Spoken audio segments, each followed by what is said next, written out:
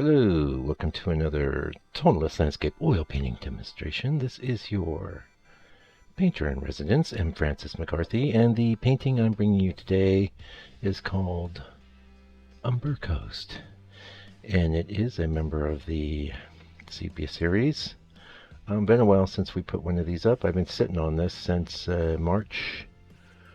Ooh, maybe even later. Yeah, actually February. So, and funny enough, I like this painting. I was wondering if it was, super solid, but I did just hang a show. That's why you didn't get a 15-minute video last week, because I've been just up to my eyebrows getting ready for this show. I had all the work ready, but there was framing to be done, and then the hanging portion was extensive, and I'll probably put a little video of the show up on the channel for everyone to see, and it was quite successful. This is one that I sold. I sold quite a few of the Sepia series, which is gratifying, always gratifying. Of course, they're priced very modestly. They're little paintings, and they don't take a ton of time, but one of my things as a painter has always been creating small, affordable paintings that people can own, something that's original. I have got involved with prints, and I have a fantastic printer that does awesome prints on rag paper, extremely thick, heavy-duty rag paper, and prints that last for a lifetime or longer, hundreds of years. And I don't have. I love making prints. Don't get me wrong, but of course, I could also have other people do the printing and stuff. My thing there is that the few times I got involved with that, I had real problems with color calibration. They would think it looked great, and I didn't think so. And so I wanted to have 100% control of that. But all that said, I'm not that into prints. I'm much more into small originals for that sort of category. So for around 150 US, you could own a painting just like this. Yeah. What are we going to talk about today? Huh? What do you want to talk about? I was thinking of talking about edges, because that is the it's been a little while, because like I said, I've been working on the show and stuff, but I won't burble on about the show since you're looking for valuable information. But what can I say about edges? Well, getting good edges is the key to getting a good painting. If your edges are too contrasty against, say, a dark against the light, that can work not very well. If they're over blended, over blurred, that looks awful. It looks terrible and amateurish.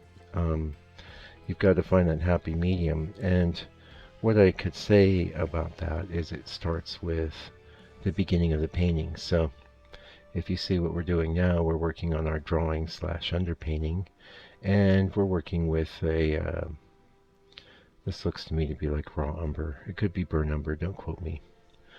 It's been a while since I did the painting, but it doesn't matter. Either one is one that I would use.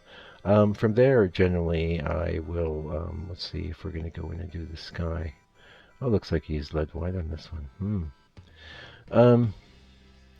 A lot of times what I'll do is you can say, oh yeah, it's yellow ochre, raw umber, and white, and Mars black would be my guess.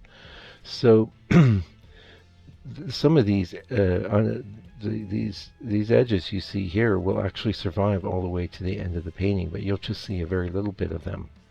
So they actually will provide a bit of a middle tone that you can leave peeking through. I also like to, real challenge in this sort of instance where you have dark trunks against a lighter sky. So yeah, what I'm doing now is coming in with my Mars black. But even there, I tend to leave a little halo of that underpainted brown tone peeking around. So that's one thing that's giving me a transitional edge. The other thing is knowing that there are places you're going to want more diffused edges and places where you're going to want more distinct, more hard edges. And you should really be thinking about that right from the get-go, right from when the brush goes down on the painting. And I would say from the reference setup, but in most reference setups, everything is actually sharpened in focus. It tends to be that way. In some of the pictorialist reference, that's not the case, but you could be painting from a very blurry and indistinct reference photo and end up painting a very sharp and contrasty painting. So it's really a matter of planning and intention. So I always have an intention of having, my edges just right, and sort of diffused in some areas. In some areas, they're going to be a bit more hard. And you want that. You don't want every edge in your painting to be hard. If it is, you could call that a style, or you could call that a failure. I'll leave that distinction up to you, but I think you know which way I'm leaning. I think it's best. So it's good to think of edges as places where focus is going to be drawn, Now, oil paint is very, very flexible and very malleable. It's very easy to blur or blend colors together by rubbing things together. My preference is to kind of pull one color into the next. That's one preference. There, what you just saw me doing with the paper towel is another thing I do to break things up, sort of diffuse the edges. And I'll do that prior, like in this case. Looks like I'm getting ready to go in and do the sky. That'd be my guess. And when I do the sky, same thing there. I'm going to be a little more judicious when I'm close to a dark area and try and leave a little bit of that middle tone coming through. Another thing that's very good to do, depending, like especially say you're working on white. So I have the brown tone of my underpainting / drawing, but I also have the color of the brown color of the board itself. So many times I'll leave that peeking through. And many paintings I do, if you look at them very, very closely, you go, oh my God, you left so much board peeking through. But it doesn't really matter. It works as a color, But let's say you're painting on white, A lot of times what I might do there is, first of all, not do it. I won't paint on white because I'll tell you why. You want to know why? Actually, we've already lost a lot of people, so I'll tell those of you that have been kind enough to stick around why. The reason why is because you're going to have that white peeking through, and what happens in the process of plugging up every little bit of white is the whole painting stiffens up, and you lose any of that gestural, emotive quality that you might have had from expressing yourself with a brush and paint on a board. Any of that quality you might have had, it's just out the window. It's gone, and it won't be coming back. In the process of plugging up every little bit of white peeking through, what you're going to do is choke all of that expressive quality right out. So a good tip is to work on a color like brown. So say you're working on white canvas, you can definitely tinted brown. You could even do like someone like Richard Schmidt does. He does rubs it down with brown. Well, he doesn't always do that. He does all kinds of things. He's a genius, so we won't include him. But Dennis Sheehan's a good example. He'll rub his raw canvas down with an umber tone prior to getting to work, and many times we'll do a drawing very much like I do in umber tones, and then start bringing in and pulling in color. In the case of the Sepia series, we're just going to leave it sepia, and it feels good. It feels so good. So you got the pull colors, like from you kind of pull one color into the next.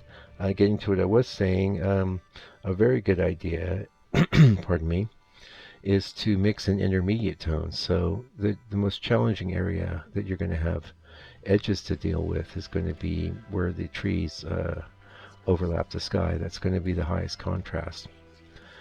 And many times what I'll do there is I keep the leftovers, is paint the sky in first. Right, actually that's not true. Technically I painted the trees and the dark bit, and I painted the sky next. But if this was to be color, I would be painting color right over that. And there's a lot of times I might just take a bit of that color from the tree and mix it with a bit of the color from the sky and maybe modify it in a few other ways. And that gives me an intermediate color that I'll paint in for that transitional area. And that, you might say, is, whoa, that's going to slow me down. I don't really want to mess with that. But actually, I was just working with someone today. They're working on something and they haven't done it before. And they're working really hard, and at the same time they're being lazy. So don't let that be you, you know. Don't work really hard and be lazy too, you know. Take the time to mix an intermediate color and paint it in between. You'll see how successful that is as an idea. In fact, I'd say for your journeyman painter, that's a fantastic idea. There's few that are better, really. Yeah. Now, that's a bit about edges. The other thing I was going to maybe talk about was pictorialism. This painting is based on an old pictorialist photo, and you know, I'm pretty sure the reason I sold it is it kind of is evocative of a New Zealand type scene. And New Zealanders just love to buy scenes of their own country. I don't know what it is, and there are some paintings I do that, well, there are people out here that'll buy stuff that doesn't look like New Zealand, but for the most part, if it doesn't look like it's New Zealand, I've eliminated a huge amount of potential customers out here, and my solution to that is I really don't care. I'm not a commercial artist, and I'm not going to pander to this market. That said, you know, if I can do something that I know is based on you know, New Zealand landscape, but at the same time satisfies my artistic and emotional goals, fine, good. As a matter of fact, there's plenty of scenes I've gone after that that would be the case. You know, it satisfies my artistic goals, and it also will satisfy market demands, and that's like a win-win. But if it's either or, you need to decide whether you're a fine artist or a commercial artist. And there's an awful lot of fine artists that are just commercial artists in disguise, you know. We all have expenses. We all need money to live, and it can be tough to be trying to make a living as a fine artist. In fact, let's be honest, very few people do. Oh, sorry. I didn't mean to. Hopefully you didn't hear me yawn. I don't mean to make you yawn.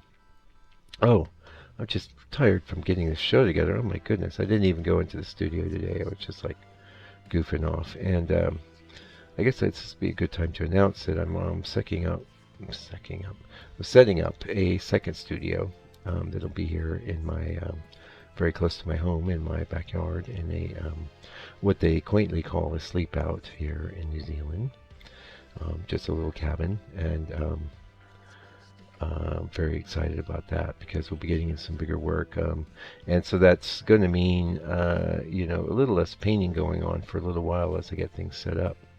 But ultimately it'll mean that I can present to you some much larger paintings, which I've been wanting to do. I'm excited to do, and it's going to happen. I'm determined, and don't know exactly. I may go after some scenes that I've painted already successfully at smaller sizes and do some interpretations of them larger. We'll have to see what goes on. Anyway, we're getting kind of close to the end. Thank you so much for joining me today. I really appreciate you watching this video, and I appreciate your support. You can check out the live version of this in the members area. It'd be a real good one. It's about an hour and 10 minutes long, and with real commentary given to you by the artist as he's painting. So that's priceless. But we can put a price on priceless things. The price on that priceless thing is $6 a month. There you go. Anyway, till I come back with another video, do me a favor, do me a solid.